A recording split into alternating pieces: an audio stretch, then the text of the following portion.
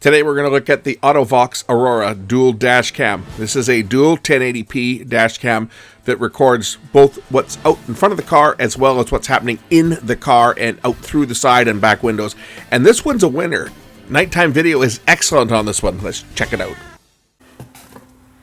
I got another package in the mail from Amazon. Let's open this up together and see what I got. Something made in China. What did I receive today?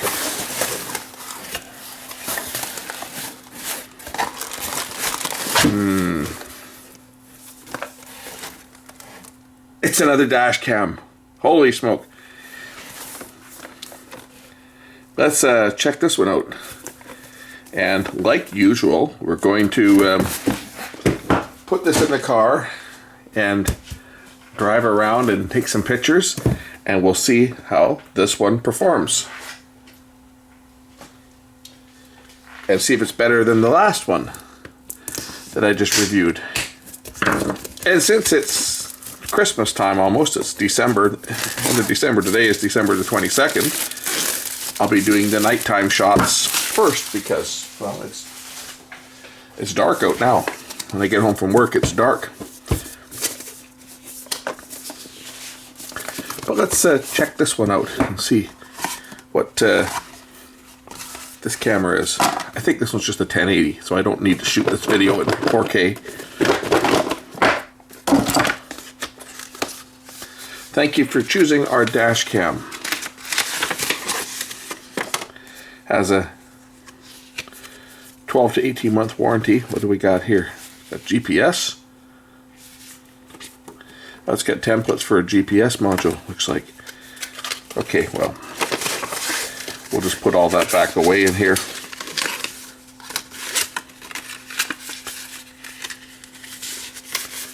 We want to get into the goods and check out the camera. And here is the camera.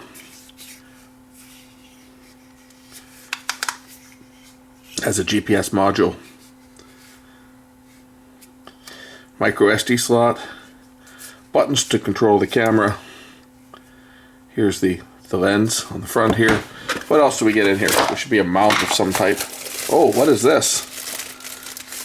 There's another bag full of components in here. What do we got here? This is probably going to be the power cord and so forth. Yep. Power cord. Little tool for hiding the wiring for the trim and so forth. Now, is this one designed to be stuck to the window, I wonder? Kind of looks like. I don't see a suction cup mount in here. Okay, getting started. Take off the protective film. Yeah, you think? Okay, this is one of these cameras that you permanently attach to your window by using the double-sided tape, which it comes in the bag here. It comes with, I guess, two pieces of double-sided VHB tape. I think there's two pieces in here. Yeah, here's one here, right? So it comes with two pieces of VHB tape so that you can remove it from one car and reinstall it if necessary. I won't be installing it permanently in my car because I have one in my car now. Normally you would stick this to the window, and then you can adjust the camera up and down. Now, this is a dual lens camera. There's a camera that looks out the front window here, and it has another camera in the back. This one here watches the driver and the passenger and looks out the back window. So something like this you would try to position maybe below your rearview mirror in the car, or even attach it to the rearview mirror so that it's hanging down. That might be what I can do. If I can figure out a way to attach it to the back of my mirror, I can just attach it there for testing. And it records both the front and the rear camera. We'll just peel. Whoops. That was supposed to take off the protective film.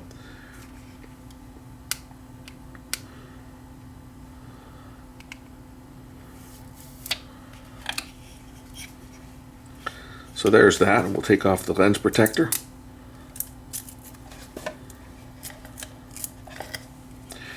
To turn on the camera, if I apply power, it'll turn it on, but if I press the button here, there should be some charge in the battery.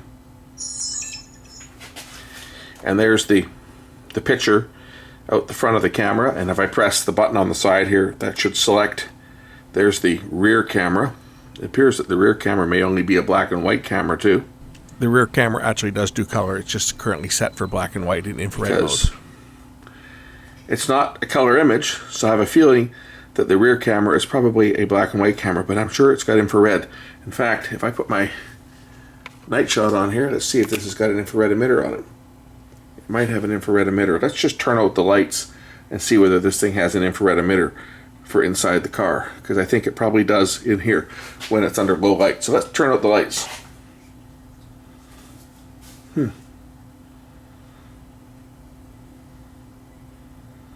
Oh, I can certainly see the emitter on the camera, that's for sure. Yeah, it does have infrared emitters. You can see the 4 of them there, just above the lens. They're not coming on now because the light coming off of my other camera is enough to keep them from turning on. But when I put it in the car, they do come on and you see them. They glow a dull red. Let's play around with the settings on this, shall we? Okay, down here there's a setup button where we can set up the camera. Okay. We can set up the resolution. Where are we here? Resolution. Okay. So here's where you have the choice of recording 1080p 60 frames or 1080p plus 1080p at 30. So you can have it either as just a front camera, I would imagine. That's how it works. If I select that one and select OK, it is now going to only record the one camera. And of course, oops, pressed the wrong button there. Let's try that one. And now it only, I think, sees just the one camera. Yeah, now it's strictly single camera. It won't switch. So you have a choice of recording at 1080p at 60 frames for just single camera operation, or if you want both the front and back, it'll be 1080p at 30 frames. So if I go back into setup and press the OK button, here we go, resolution, OK, 1080p plus 30. And next one is loop recording. You can have it off 1, 3, or 5 minutes. Loop recording, for those that don't know, is it'll recycle the oldest images first when the card becomes full.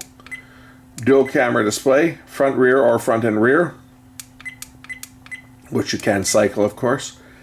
Wide dynamic range, WDR, record audio on and off, date stamp on and off, G sensor on and off. And then the next one is these settings. A screensaver, that'll turn off the screen or keep it on. Set up the date and time, beep sound, language, parking monitor on and off, frequency 50 or 60 hertz. Infrared light, here we go. Infrared light was off, I bet. Let's just see. Infrared light. Black and white automatic, color automatic.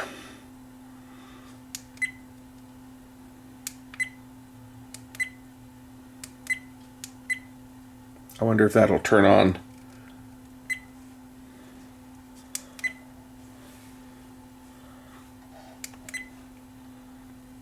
And format for the memory card, which I have not installed one yet.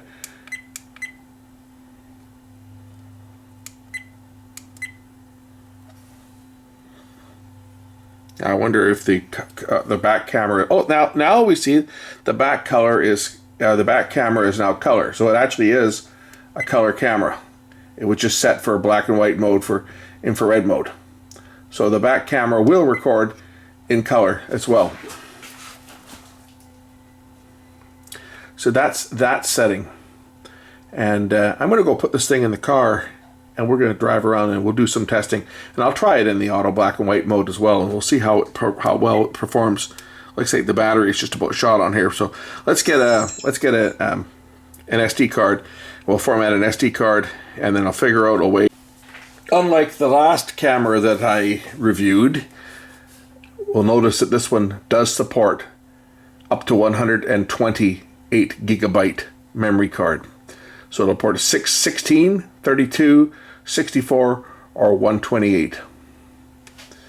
And that's important because some of the cameras don't support the large memory card, and the problem with that is you don't have as much recording time. So it's always nice to have one that supports a large card. I'll put a 64 in here and we'll drive around and test it. I just have to try to decide how I'm going to mount this in the car, and then we're going to take it out and we'll do some driving around with it. But I guess before I do that, we'll just spend a bit of time here in the menus, if I can. A little more time. So here's your buttons on the front here. This will switch cameras back and forth. I think that's what that one does.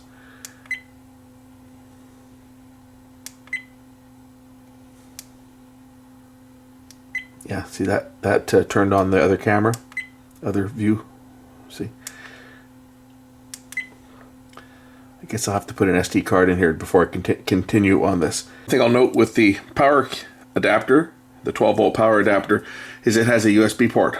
So a lot of times people use the 12-volt power point in their car to charge their phone and stuff, and plugging in a camera, of course, you lose one of your 12-volt power points or one of your USB power points if you're using an adapter. With this one, it has a USB plug built in so that you can plug this in and it gives you a 5-volt output to charge your phone. So it's a dual purpose adapter. My other existing camera has the same thing. It has a USB port as well, which is nice to have for charging other devices up. I did it again. What is it with all these stupid devices where if you put the SD card in the wrong way, it gets stuck? What the heck?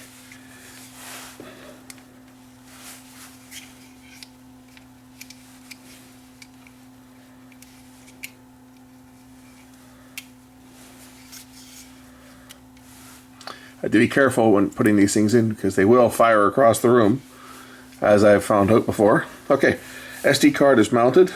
Let's format it. So I'll go to Settings.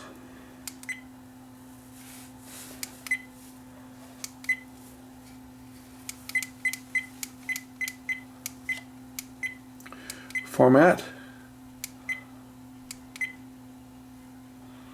Okay, card is formatted. We're ready to start recording. Let's get it mounted in the car. And the camera itself is fully detachable from the base, which you normally would attach to your window using the double-sided tape. Just pull the camera off like that, and it's held in place by, I think it's a magnet. Yeah, there's a magnet here that holds the camera in place. There's a metal plate there. So to protect the camera from being stolen when you get out of the car, you can just remove the camera and leave the mount behind, and then it just snaps in place, and a magnet holds it in place, and you leave the GPS mount attached to the window. So it just comes off just like that. Pretty simple.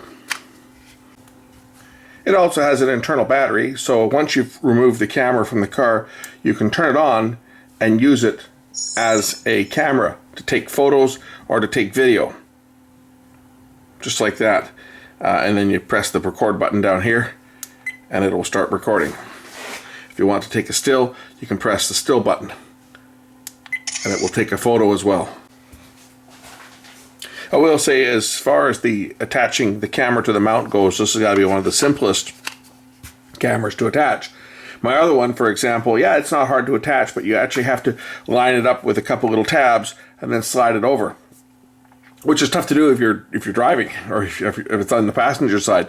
Something like this, you take the camera out of the car. When you want to get back in the car, you just slap it in, push it in place, it's ready to go. Also, unlike most cameras, this one uses a micro USB power cord. Most of the ones I've seen use a mini USB, so that's something else to consider. Let's take a look at the image quality, both daytime and nighttime front and back cameras. I think you'll be impressed. As you can see, the nighttime image is actually very good on this camera. The road is lit up very well, even though where there are some street lights here. As I progress up the road a bit here, there won't be any street lights, and the only illumination will be coming from my car headlights. It's actually still showing the sky, but to the eye it's much darker than it appears on camera. Like my other camera, this one tends to make things look a little bit brighter in the dark. It's excellent performing. We'll do some more recording when it's a little bit darker, and then we'll look at some daytime shots. So here's a look at the interior camera when it's dark. So there's an infrared illuminator on the camera that'll light up the interior of the car. Something like this would be good if you were using your car for, say, ride sharing, so that you could film the passengers on the inside, for your own security. It also, of course, sees out the side windows and the back window, so you can see what's happening behind the vehicle. And this does record in full color in the daytime. Where these cameras with the built-in interior camera come in handy is for drivers that want to be able to prove that they weren't doing something. When the police officer pulls you over and he said, "I saw you were on your phone," and you can say, "Piss off, I wasn't." And or you can say something stronger than that if you want to the cop, if you're feeling brave. Having an interior camera recording your actions as the driver of the vehicle, when that police officer pulls you over and says, "I saw you were on your phone," you can say, "Sorry, officer, I wasn't on my phone. Would you like to look at my interior camera footage? I can show you when you say that I was on the phone, I wasn't touching my phone. My phone was sitting on the dash, or my phone was in the phone holder. I wasn't touching it. I wasn't using my phone. I wasn't texting. I had both hands on the wheel." That's what having an interior camera will do for you if you're in a situation where it's your version of what happened versus a cop's version of what happens, and the video evidence will always prove what happened. So here's a look during the daytime. It's not a very bright day today, so I'm going to try and get another shot before I put this up. But here's more of what it looks like during the day. Again, a very good picture.